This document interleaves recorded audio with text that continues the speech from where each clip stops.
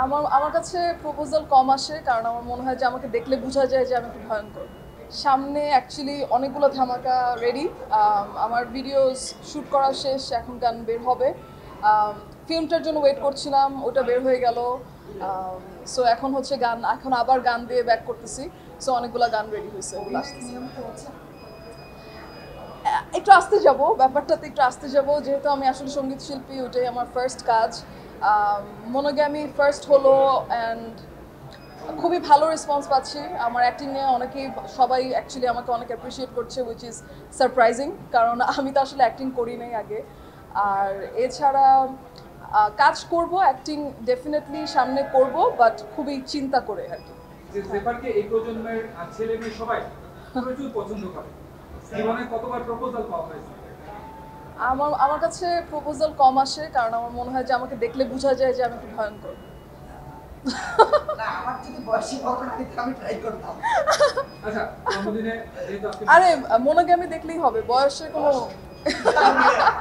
আচ্ছা ছেলে হিসাবে জেফারের পছন্দের ছেলের ক্যাটাগরিটা কি ধরনের? এটা তো মনে হচ্ছে আমি একটা ভাবিদের আসরে বসছি, যে ছেলে কি হবে, কিরকম হবে ওইটা। অনেস্টলি মেন্টালিটিটাই মেইন। আমার কাছে মনে হয় মেন্টালিটি মিললে I think rest will fall into the places. Eid আসলে, এই ঈদটা খুবই ডিফারেন্ট, কারণ হচ্ছে আমার তো এই তো ফিল্মটা বের হলো, সবাই এত প্রশংসা করতেছে।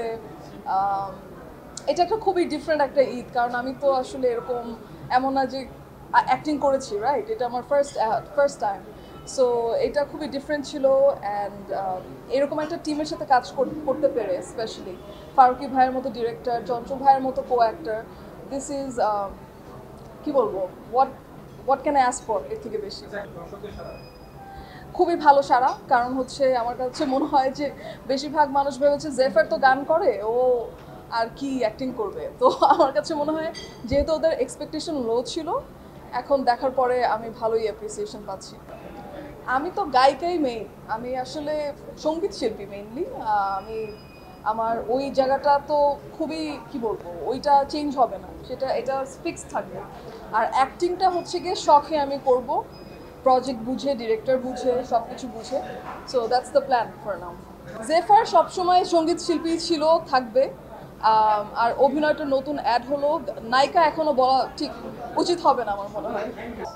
ওই লুকটা কিন্তু আমার এখনো এক্সিস্ট করে, ওই লুকটা আছে এখনো। আমি যখন শো করতে যাই তখন কিন্তু আমি ওই লুকটাতেই যাই, কারণ হচ্ছে অ্যাজ অ্যান আর্টিস্ট বা অ্যাজ এ মিউজিশিয়ান আমি ওইটাই আসলে। আর এটা হচ্ছে গিয়ে এখন নতুন একটা, কি বলবো, লাস্ট ফিউ মান্থস ধরে চলতেছে, মানুষ পছন্দ করছে, আমিও কমফর্টেবল। সো এই কারণে দুইটা হেয়ার স্টাইলই এখন ডিপেন্ড করছে আর কি, শোয়ের উপরে, ইভেন্টের উপরে।